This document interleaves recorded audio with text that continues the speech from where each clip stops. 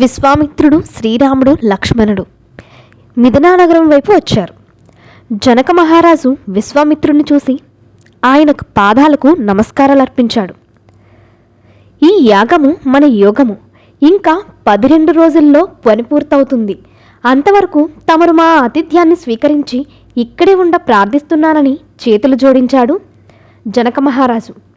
మీ వలన నేను, మా వంశము, మా రాజ్యము మహత్తర ధాన్యత్యము పొందగలిగాము.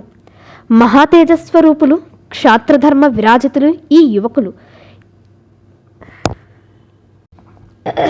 ఇక్కడ నేను చెప్తాను అతనే. మహాతేజస్వరూపులు, క్షాత్రధర్మ విరాజితులు ఈ యువకులు ఎవరో అశ్విని దేవతల వలె వెలుగుచున్నారు. వీరిని గూర్చి నేను తెలుసుకోవాలనుకుంటున్నాను అన్నాడు. అప్పుడు విశ్వామిత్రుడు ఇలా సమాధానమిచ్చారు. మహారాజా, వీరు అయోధ్యాపతి దశరథ రాజకుమారులు. నా యాగ సంరక్షణార్థము వీరిని తీసుకుని వచ్చాను. మా యాగాన్ని భగ్నం చేయడానికి వచ్చే రాక్షసులను వీరు చంపారు. అంతేకాదు, అహల్యాని శాప విమోచన గావించి ఆమెను గౌతమ మహర్షికి అర్పించారు.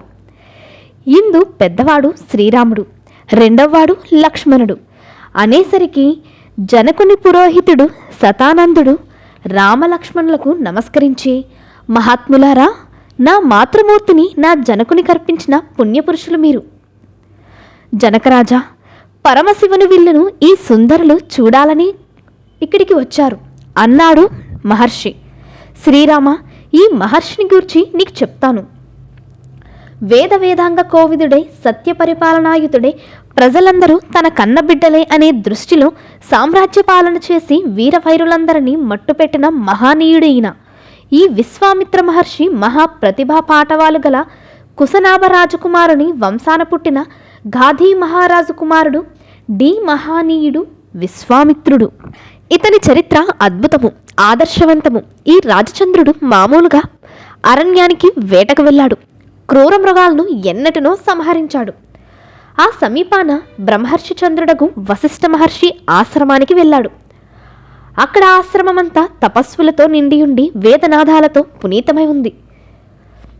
కేవలం లోక కళ్యాణం కోసమే, ఎలాంటి వాంఛలు లేకుండా మోక్షమనే కోరి వేలాది లక్షలాది సంవత్సరాలు చేసిన తపస్సు పండించిన వారు ఎప్పుడో ఆకలి వేస్తే ఆకోవాలమోతిని తపస్సు గావిస్తూ కేవలం పరమేశ్వరుణ్ణి ఉపాసించిన దివ్య మహర్షులు బ్రహ్మలోకము వంటి ఈ వశిష్ఠ మహర్షి ఆశ్రమంలో ఉన్నారు. సరిగ్గా ఆశ్రమ ద్వారము దగ్గరికి వచ్చిన విశ్వామిత్ర రాజచంద్రుణ్ణి చూచి వశిష్ఠ బ్రహ్మర్షి ఎదురుగా వచ్చి ఆయన పాదాలకి నమస్కారం పెట్టారు. విశ్వామిత్ర మహారాజా, మీరు నిరంతరం ధర్మ మార్గాన వచ్చే ధనమును పవిత్రులైన ధనార్హులు వారికి దానం గావిస్తూ ప్రజలను సత్యధర్మములు ఆచరించినట్లు ప్రజారాజ్యము గావింపు చేస్తున్నారు కదా. మీ దగ్గర పనిచేయుచున్న వారందరికీ తృప్తి కలిగినట్లు, వారికి తగినట్లు వారి వారి అవసరాలు తీరుస్తున్నారు కదా అని వశిష్ఠ మహర్షి అడిగారు. దానికి విశ్వామిత్రుడు చిరునవ్వు చిందించి, తమ దయ వలన అన్నీ అనుకూలంగానే ఉన్నాయి అనగా, వశిష్ఠ మహర్షి, రాజా, మహారాణిన క్రూరమృగవేట వలన నీవు, నీ సేనవాహిని బాగా అలసిపోయి ఆకలి దప్పులకే లోనయ్యున్నారు. అందువలన మీకు తృప్తిగా భోజనాన్ని సమకూరుస్తానన్నాడు.